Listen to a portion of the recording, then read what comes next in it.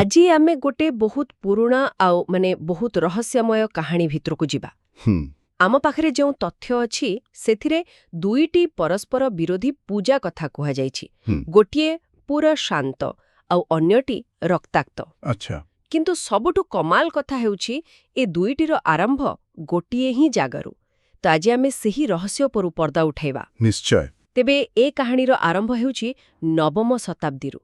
केशरी वंशर राजा कपिल केशरी। हाँ, तांकठारु ही आरंभ। से अखड़ा पहाड़र गोटी गुंफारे माता स्वप्नेश्वरींकर एक अत्यंत गोपनीय पूजा आरंभ कले। आउ सेईटा किछि साधारण पूजा नथिला। ना आदो नुहे। सेथिरे व्यवहार हेउथिला गोटे विशाल खंडा गरुड़ देवता। हाँ, अब एक रहस्यमय बलिपात्र कुराल गडु। सेई कुराल गडु जहा परे पूरा कहानीर केंद्रबिंदु पाल्टिगला। एकदम। अब एही पूजार गंभीरता इथिरु जणा पड़े जे सेतेबेले केवल पशु बलि नहे, आउ कोन किछि विशेष अवसररे नर बलि देवार प्रथा भी थिला। ओहो। आउ एहा केवल जणे राजांक कथा नथिला। एही परंपरा 16 पीढ़ी धरि चलिथिला। 16 पीढ़ी? अरे वाह, तामाने तो शह शह वर्ष धरि एही गोपनीय प्रथा चलिथिला। हाँ, ताहरे ये बंद केमती हैला? शेष राजा थिले देवकेशरी। तांको समयरे अत्यधिक नरबली होइथिवार गुजब व्यापिला। अच्छा। आउ सेइथिपई तांको हत्या करागला। आउ केशरी वंशर अंत हैला। ताहले तो राजवंश सरीगला, कहानी भी सरी जिबा कथा, किंतु सेमती हेलानी ठीक ना? ना, सेइटा ही तो सबुठु आश्चर्यर कथा।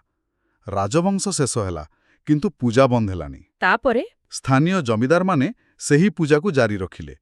सेमाने कुरालगडु आउ हातीशिकुली को सुरक्षित रखिले। एथिरु स्पष्ट जणा पड़े जे लोकंक विश्वास राजशक्तिठारु भी अधिक शक्तिशाली थिला, नुई कि? निश्चित भाबरे। तेबे परंपरा तो एत्ते वर्ष धरि चलिथिला, हठात एमिति कोन हैला जे सबु उल्टापाल्टा हेइगला? गोटिए छोटो भूल। गोटिए भूल? हाँ, सेही पूजार गोटे बहुत कठोर नियम थिला। बलि देई गुंफारु ओहलाइबा बेले केबे हेले पछकु फेरी चाहिबो नहीं। ओहो, एमती गोटे नियम? हाँ, दिने पूजारी से तांकर सेही विशेष बलि पात्र कुराल गडु सेटा गुंफारे भूली गले आउ ताको आनिबाकु फेरी गले। माने से नियम भांगी देले? एकदम। आउ लोक कथा कहे सेही मुहूर्तरे देवी निजे सेठार उपस्थित थिले बलि ग्रहण करिबाकु। अच्छा। नियम भंग होबारु देवी भीषण क्रोधित हेले। कहिले एही कुराल गडु ही नियम भंगर कारण। आजिठारु एही गुंफारे आउ बलि दियाजिबो नाही। बस एहा कही से कुराल गडुकु पहाड़ तळुकु फिंगी देले आउ आदेश देले जे भविष्यतरे ताहा जोउटी पड़िबो सेइठी ही बलि दियाजिबो। आउ गुंफारे? गुंफारे केवल नड़िया आउ फलभोग हेबो।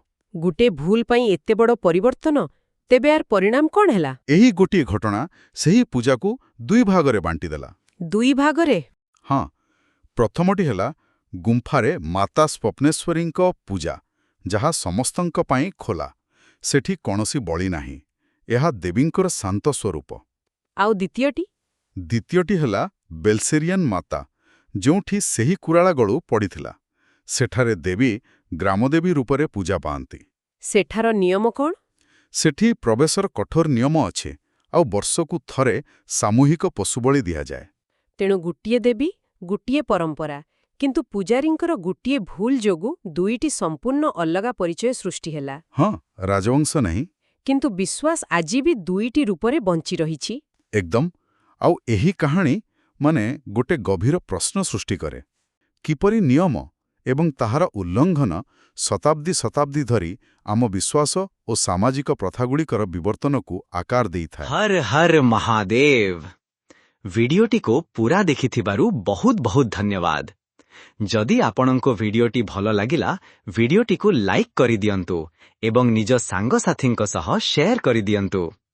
आपण जदि ए पर्यंत चैनल को सब्सक्राइब करि नाहंती ताहेले चैनल टी को सब्सक्राइब करि दियंतु और साइड रे थिबा बेल आइकन को दबाई दियंतु।